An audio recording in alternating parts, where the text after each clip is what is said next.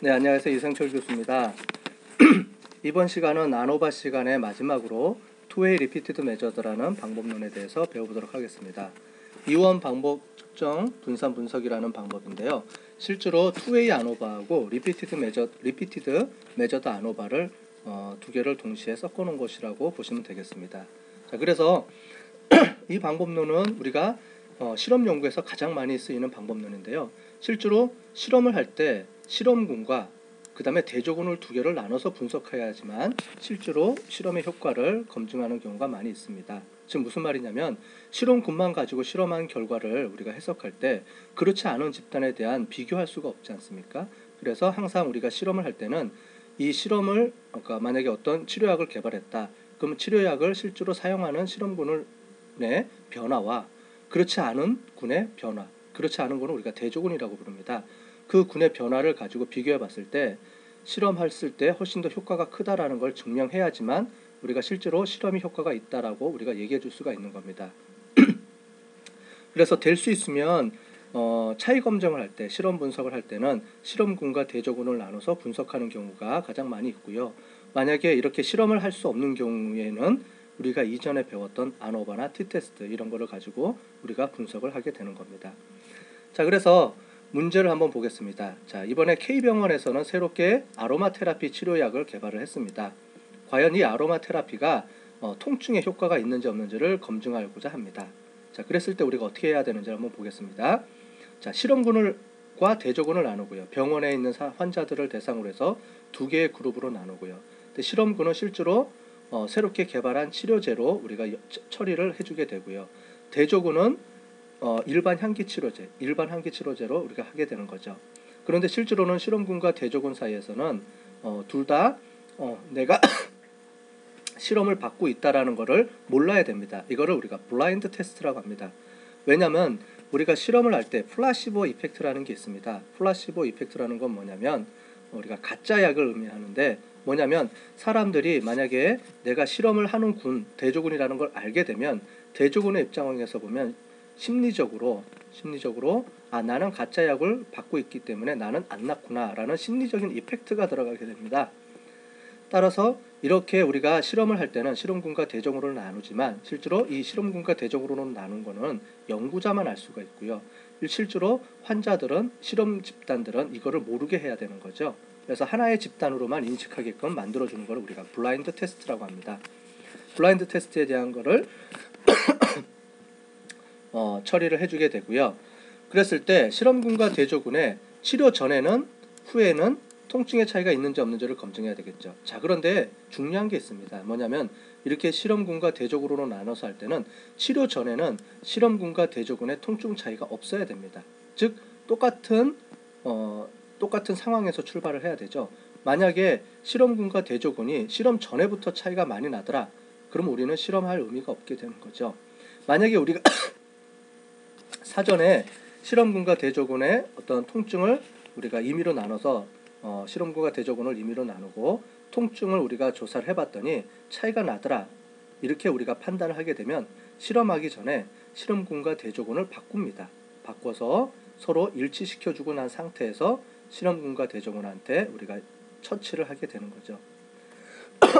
따라서 우리가 이런 실험 분석을 하게 될 때는 사전에 우리가 실험군 대조군을 나누기 전에 먼저 통증에 대해서 조사를 하게 되고 이 통증을 우리가 점수를 쭉 매겨서 1번, 2번, 2번, 3번 이렇게 쌍을 맺어서 짝수는 우리가 실험군, 홀수는 대조군 이런 식으로 나눠주는 게 통증에 대한 차이를 얻게 하는 방법이 되겠죠. 이런 거를 우리가 랜더마이제이션이라고 우리가 부르게 되는 거죠.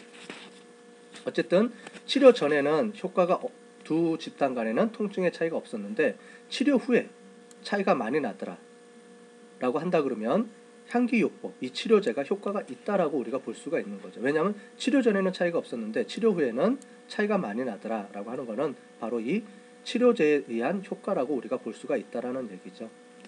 자, 그래서 우리 한번 보도록 하겠습니다. 그럴 때 과연 실험군과 대조군은 시점에 따라서 통증의 차이가 없다라는 부분을 귀무가설로 세우고 우리가 검증을 해보도록 하겠습니다. 자, 보시는 것처럼 우리 분산 분석이기 때문에 이런 식으로 우리가 데이터를 측정해서 우리가 분석을 하게 되는 거죠.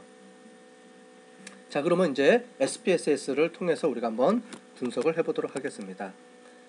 자, 오픈하시고 우리 제일 마지막에 TWRMA라고 되어 있죠. Two-way Repeated Measured ANOVA라는 파일을 열어보겠습니다.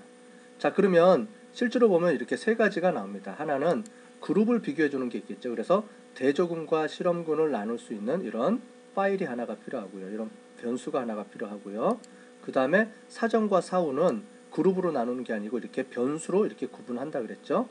우리 Failed Sample T-Test나 우리 Repeated Measured ANOVA에서 우리가 설명을 했을 겁니다.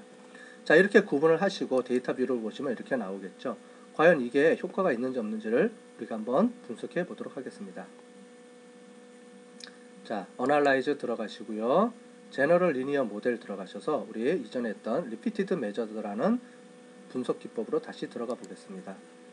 자, 위에 팩터라고 되어 있는데 이거는 시점이라고 그랬죠. 팩터 1을 우리 시점이라고 바꿔주시고요. 시점은 전과 후니까 두 개겠죠. 만약에 시점은 전과 후가 아니고 1, 2, 3 해서 3개 시점으로 나누게 돼도 상관은 없습니다. 그럴 때는 시점을 3개 이상으로 해주면 되겠죠. 꼭 전과 후가 아니더라도 시점을 여러 개 분석을 할 수가 있습니다. 실험 연구할 때도요. 자, 이래서 add를 넣고요. add를 하셔서 시점을 이렇게 설정을 하시고 define을 눌러보겠습니다. 그러면 치료 전 통증을 우리가 먼저 넣고요. 오른쪽에다가 실험 후 통증도 오른쪽에다 집어넣고요. 그 다음에 실험 구분은 between subject factor라는 것으로 넣어보겠습니다. 자, 이렇게 세팅을 한 다음에 우리 플러시라는 곳이 있죠. 플러시라는 옵션으로 들어가서요. 그룹을 separate line으로 집어넣고 이번에는 시점을 horizontal axis에서 넣겠습니다. 즉 시점의 변화에 따른 그룹의 차이를 보는 거기 때문에 이렇게 우리가 플러스를 찍어보는 게 더 정확하겠죠. 그 다음에 add 해주시고 그러면 시점과 그룹 간의 상호작용에 대한 플러스를 하나 만들었습니다. 그 다음에 continue 해주시고요. 자, 다음으로 우리 옵션이라는 곳으로 들어가서요. 저는 아까 전에 2A에서 했던 것처럼 그룹 시점 간의 그룹 시점 간의 세 가지를 집어넣고요. compare main effect LSD라고 해줍니다.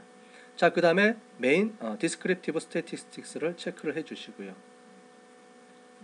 됐죠? 그 다음에 homogeneity test도 체크해 주시고 continue를 해주겠습니다. 그 다음에 중요한 거는 이 상태에서 OK를 누르면 안 된다는 겁니다. 왜냐하면 two-way repeated measured ANOVA에서는 기본 세팅을 우리가 two-way repeated measured ANOVA에서 하는 상호작용 효과에 대한 검증 결과가 안 나오기 때문에 이 부분은 우리가 윈도우즈로 처리하는 게 아니고요. 신텍스라는 방법으로 처리를 해주게 됩니다. 신텍스라는 건 뭐냐면 여러분들이 지금 보시는 이런 화면은 윈도우에서 클릭하게 되면 자동으로 명령어를 생성해 줄 수 있도록 이렇게 만드는 겁니다.